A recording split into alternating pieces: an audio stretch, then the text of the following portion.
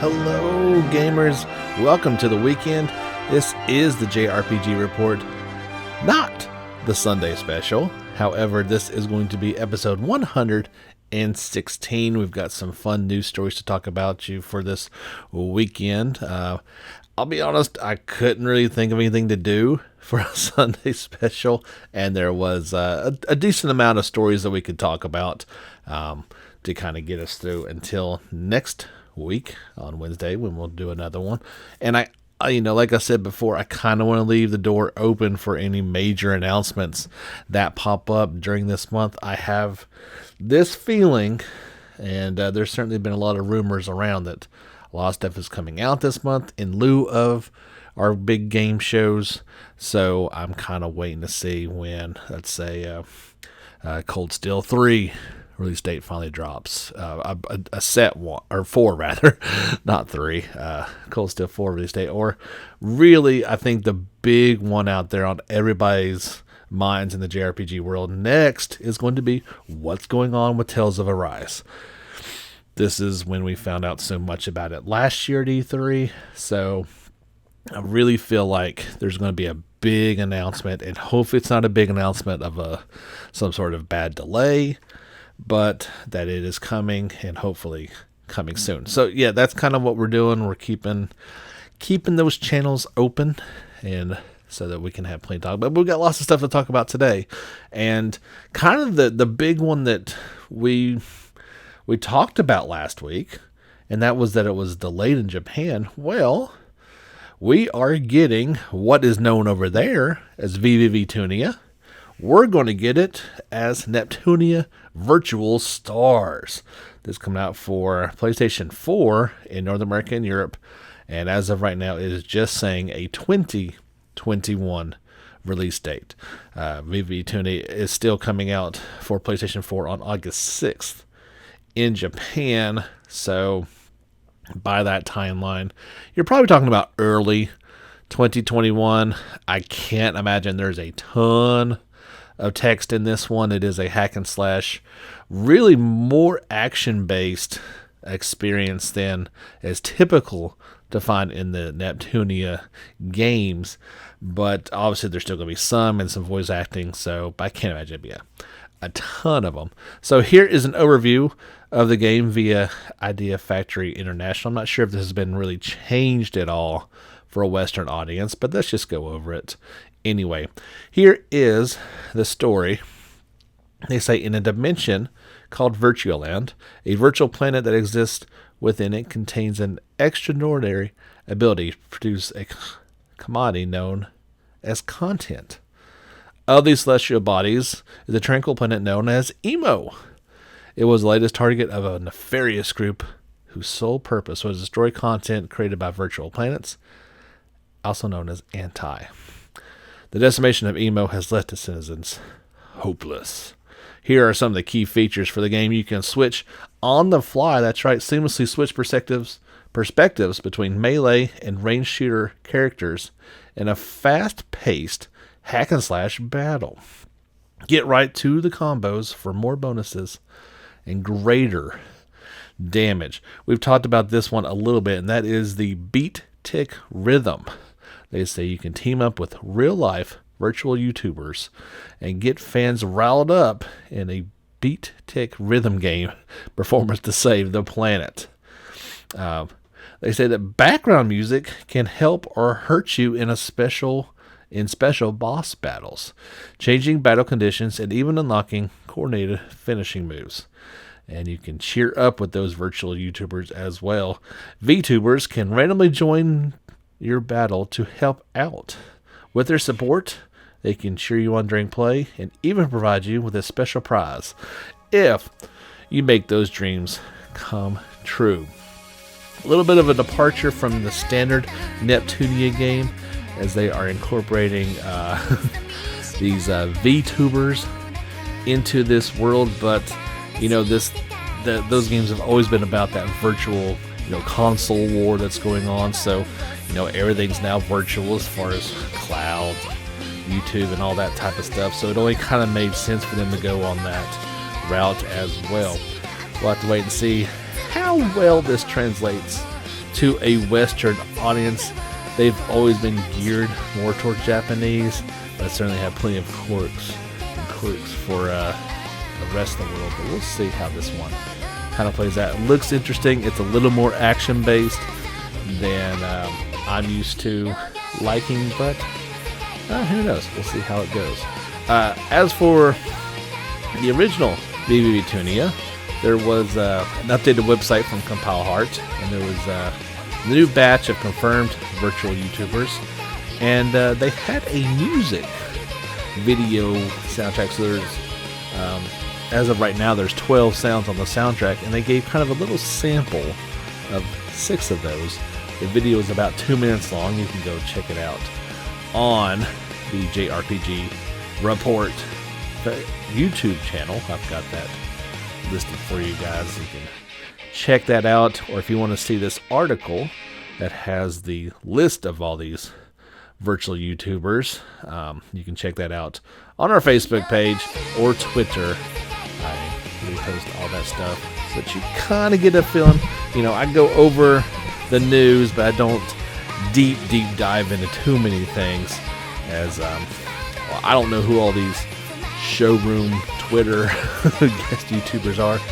If you do, that's awesome, but I believe that me butchering their names does nobody any good in the long run. This next story kind of came completely out of nowhere. There was kind of this pre-story that came out about a Xbox store listing for this game on the Microsoft Store, and then the next day, I guess they're like, oh yeah, we should probably go ahead and tell everybody about it. So publisher THQ Nordic and developer Kaiko have announced Kingdom of Amalur Re-Reckoning is coming out for PlayStation 4, Xbox One, and PC.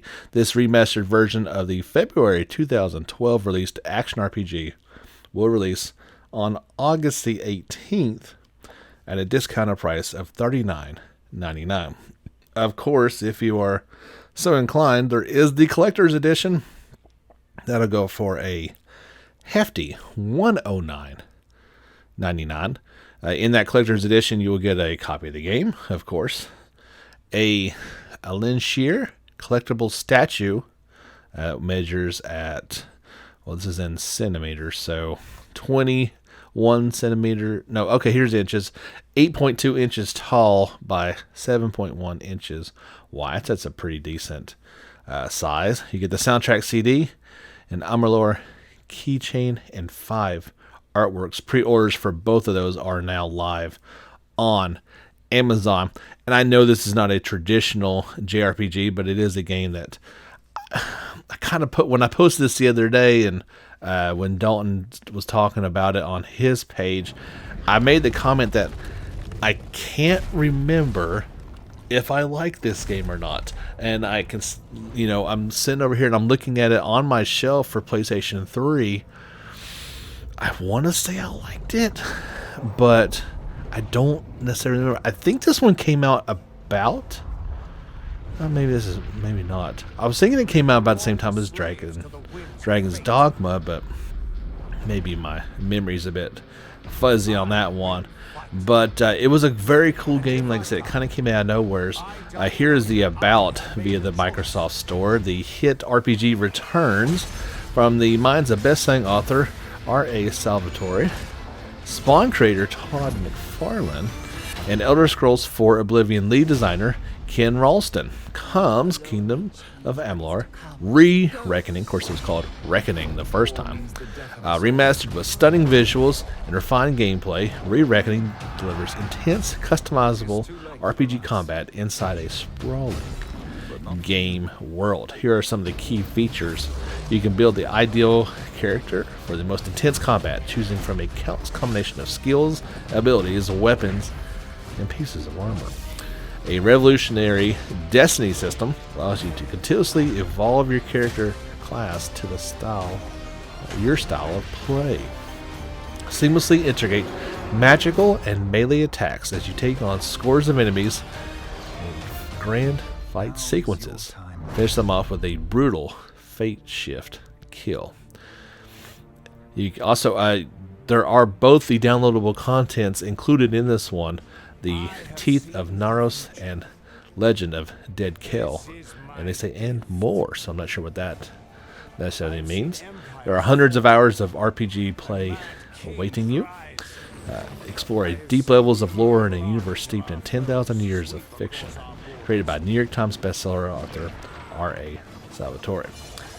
Rescue a world torn apart by a vicious war and control the keys to immortality as the first warrior ever to be resurrected from the grips of death.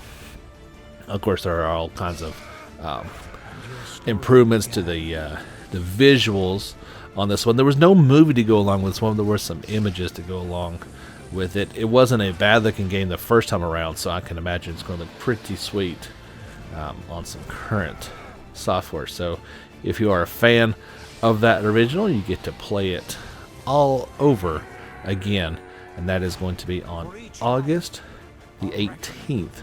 Like I said, it's not full price, only at $39.99. It's a pretty good deal. I was going to report on this story previously, but I was kind of waiting until we got the North America and U.S. PlayStation Store listings, and we do now have those. And this is for the Days of Play Sony sale going on right now. And that is, today is June the 6th. You can check out all these deals up until June the 17th.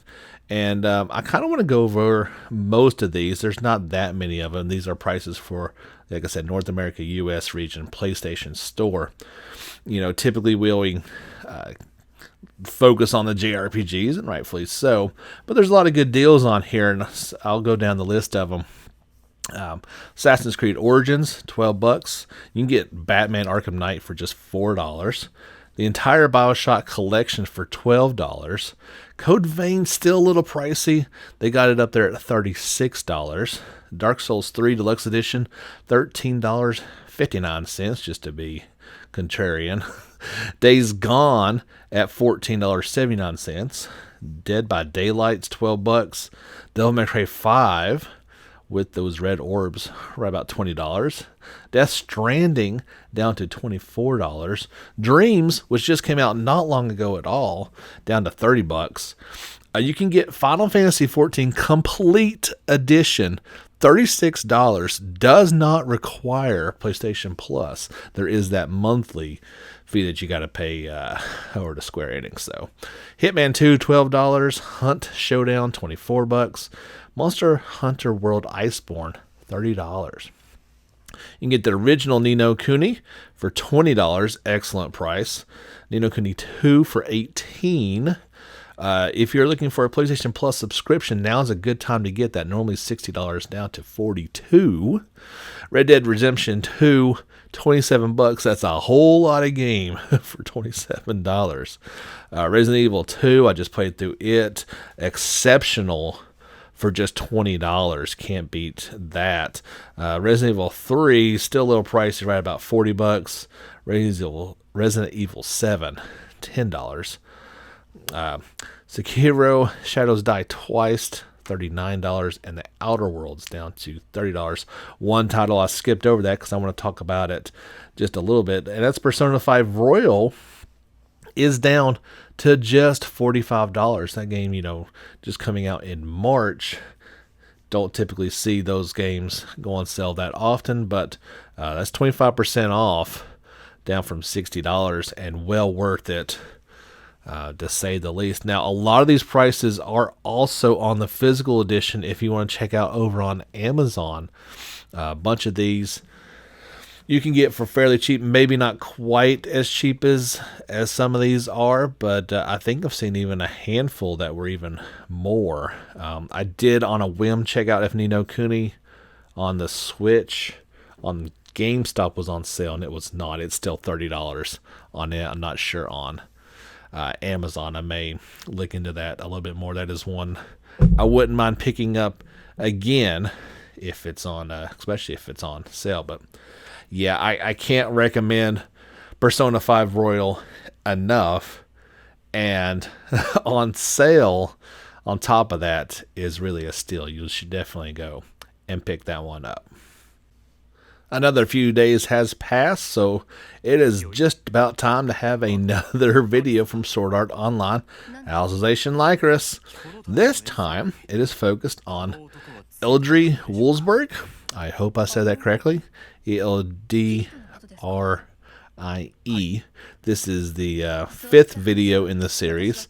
They say the next one, which will come out next week, will be on Scheta. Scheta. You can check out all these videos on our YouTube channel. Actually, well, not all of them. As maybe I have this. I should have this one up by the time I get this one out. So hopefully I'll have that up pretty soon for you guys. The game is going to launch on January 9th in Japan, January, July 9th in Japan, July 10th worldwide. This one's about 1 minute and 11 seconds long, so it's pretty much the same as those other ones we've seen previously in this series. The 2020 Steam Game Festival Summer Edition was supposed to start on June 9th to the 14th. It has been pushed back a week. Will now be from June 16th until the 22nd. Jeff Knightley did announce that one. We've seen a lot of different things postponed. We were supposed to have it yesterday. I believe the big PS5 reveal video that got pushed back. They don't really know when that one's going to go on right now, but due to everything going on in the world, everything has been pushed back about a week, it seems like. But should be some interesting announcements coming out of that, and it's a very cool thing that they're putting on with that Steam Game Festival. We've got some DLC coming for Fail Sale Arbiter's Mark. This one is called Missions and Monsters. Publisher 1C Entertainment and developer Six Eyes Studios announced. This will be available for all platforms starting on June the 23rd.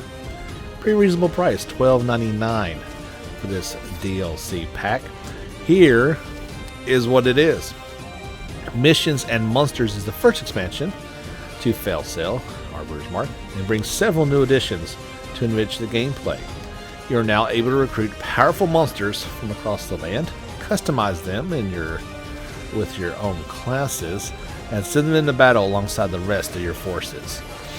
As your army grows, you'll get to dispatch your troops on missions of their own to gather precious resources, earn special rewards, unlock new locations and classes, and ultimately keep the land a safer place.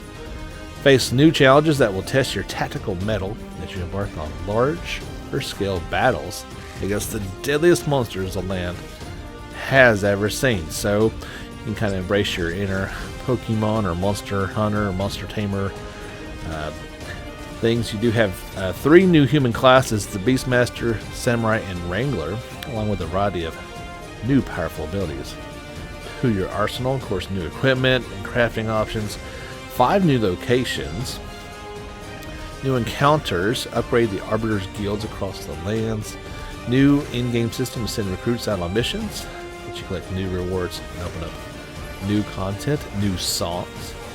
You can even challenge yourself with new achievements. I've never been like the big monster beast whatever addition to your party. I don't know why. I can't really put a single reason on it, but I always want, good human characters with deep stories and pasts and reasons for doing things, not just, oh, here's this ferocious monster, let me go tame it. I know that was pretty much the whole point of Ni no Kuni, but I don't know, just by and large, I don't love doing those type of things, but that's just my personal preference. It does sound like a pretty cool addition, and again, that's not coming out until June the 23rd. If you've been enjoying Fail Sale Arbiter's Mark, you can enjoy it a little bit more in just a few more days.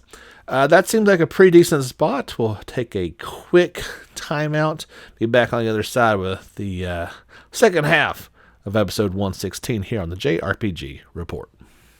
All right, friends, welcome back to the podcast. Thank you so much for tuning in. Hope we can give you a little something to hang out and do this weekend, or if you're not listening to this until later, that's cool too.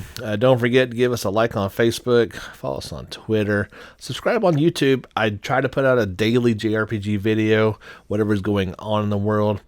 I upload it on our channel so that you can see everything all in one spot, in addition to our podcast, which I make video versions of each and every week. So, maybe there's that world that Tales of Arise isn't quite ready to make an announcement. So this is not, I don't know. This is, purely me just talking out loud. But I'm looking forward to this one, and I really hope they get it right. I think it could be a lot of fun if done correctly. So I don't mind this delay. It's not like I put down money for this thing, and I'm not getting it. So it's really hard to complain too much about it. In other mobile game news, but this is coming out for PlayStation 4 as well. The final closed beta for Genshin Impact will be held across PS4, PC, iOS, and Android devices in June. Developer Mihayo announced it was previously only dated as Q3 2020. You can still sign up for that via the company's website, so that pushed things up a little bit. You guys know that I'm looking forward to this one. I've signed up for that closed beta. Haven't heard anything back, but I wouldn't anticipate I would until probably into July maybe. But everything that keeps getting pushed up like that would hopefully lead to an earlier release date for it. So yeah, sometime in July, I'll keep you guys posted on what I hear. And if you guys want to sign up for this closed beta, I'm hoping to get in on it, and hopefully on PlayStation 4. So if that's something you guys are interested in, perhaps we could do some fun journeys together. That'd be a lot of fun. I haven't played too many games like that before, but I'd be more than happy to do that with some of you guys if you are so inclined. Monster Hunter World fans who are eagerly awaiting the Iceborne Title 4 update, or title update number 4, shouldn't have to wait too much longer. This one previously got pushed back because of COVID-19, and the developers are saying that very soon they will be able to announce when that release date is going to happen.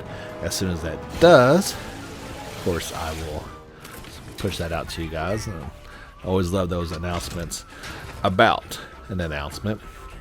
If you are a collector and a Fire Emblem fan, you may have missed out on this the first time, but Fire Emblem Awakening heroine Lucina is going to be coming back out. The Good Smile Company announced this is another reprint of their Figma doll.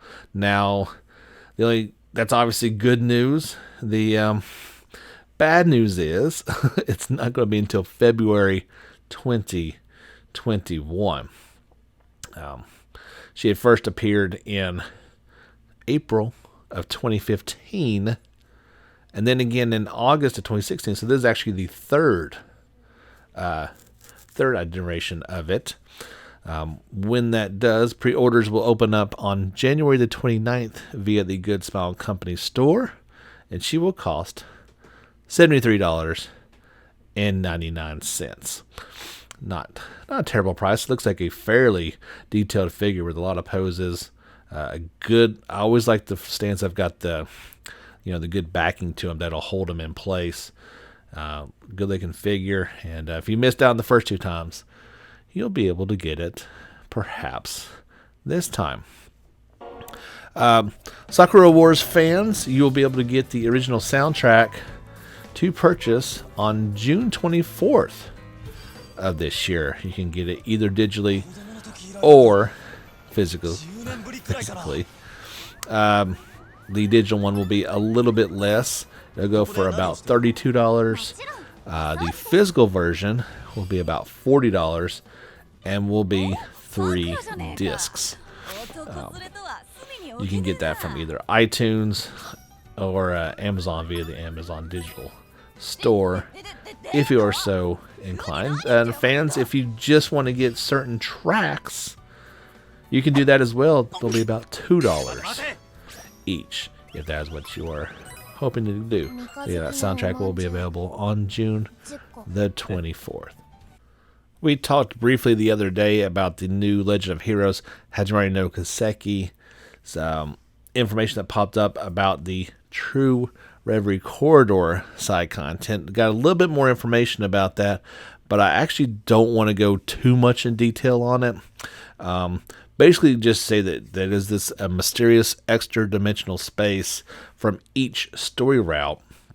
There are no limits to ascending the Reverie Corridor. I mean, you can come and go as you please as you progress through the main story. I kind of likened it to Mementos in Persona 5. That's what it kind of seems like. You can do it wherever you want. It's a vast dungeon divided into multiple layers. You can unlock and upgrade various elements. Since party members from each route, remember there's 3 routes in this one. One with Reen, one with C, and then one with Lloyd. You can, since all members are gathered, you can attempt to clear a dungeon with a free formation of party members not determined by the story routes. And I believe that's where I saw that huge roster screen from, that you can pick and choose truly any 4 characters from this vast arc of characters. It's going to be insane. You also unlock these episodes, and that's kind of what I don't want to talk about. Is, I'll be honest, I don't even really want to read them, because merely reading what these unlockable episodes are about are going to tell you about things that happen in Cold Steel 4. I made the mistake of scrolling down to it, and I was like, oh, no, I don't want to go into it. So if you are one of the lucky few who have played Cold Steel 4, then you can feel free to check out this article I shared over on the Facebook page. But all the more reason that I'm hoping Cold Steel 4 comes out fairly soon in the fall, so we can start talking about Hajimari no Kiseki, because the game looks amazing. I can't wait to dive into it, assuming that it finally comes over this way at some point in time. Interesting story from Japan. Square Enix has hired Rota Suzuki, and he is a former Capcom developer. This info was revealed on a recruitment PR page for Square Enix, which emphasized that they were looking for a developer with skills and experience in AAA titles, as well as action scene and battle part design. That being the case, he fit the bill as he served as gameplay player lead on Dragon's Dogma for Capcom, as well as game design lead on Dragon's Dogma Dark Arisen, and a designer on Devil May Cry 5. He also helped with the programming for Monster Hunter World and its Iceborne expansion. So that's a pretty decent resume that Square Enix has added to it. And it kind of sounds like they are looking to make a new action RPG. That the article went on to... he noted that command battle games are often thought as old style, even marked out by overseas players with the JRPG labeled. He suggested younger players raised on Grand Theft Auto and first-person shooters may not jive with the more static methods of command selection during battle. That they were... what Square Enix is trying to do is enable the company to establish the capacity to create, quote, high-quality RPGs with world-class action elements. Now, I don't think that means we're going to get Devil May Cry meets Dragon's Dogma meets Final Fantasy by any stretch, but definitely I think what they're looking for is something more like Dragon's Dogma, but they don't want menu driven action, which is odd in some ways considering how well like Dragon Quest 11 and Persona 5 have done, still using menu driven things. But I can understand. I mean, Square Enix has been going in that way for quite a while with 15, even though 7 Remake still had those elements to it. Maybe that's what they're going to do. But definitely they added some talent, and it'll be interesting to see what comes about of that. Probably not going to be for a while, but it'll be fun to see what it is. I've got one more story to kind of talk to you about, and unfortunately it's not a good one if you are a Final Fantasy 14 fan and live in North America. The FF14 Fan Festival, which was planned to take place in November, has been canceled to ongoing COVID-19 concerns. This announcement comes just from Naoki Yoshida. He explained the situation. It was originally scanned for November 6th and 7th, but will no longer take place. After plenty of deliberation, they call him Yoshi P, and the developers decided to cancel the event. Kind of an odd thing. So here's my take on it. I had real no problems with canceling things this summer, especially large scale gatherings. It's a little weird that something was not happening until November and they've already canceled it. But I guess they're just figuring things aren't going to get good and, well enough to have big gatherings by that time. He also touched on the next major update for Final Fantasy XIV. They say with the team working from home, development production is still at about 85 to 90% capacity. That they will be doing a product direct check next week. And hopefully more updates will be coming soon. Patch 5.3 was expected to release on June 16th, but has been delayed by more than a month at the very least, they said. They will announce a new release date in the near future. So I guess I was kind of hoping to see things stop being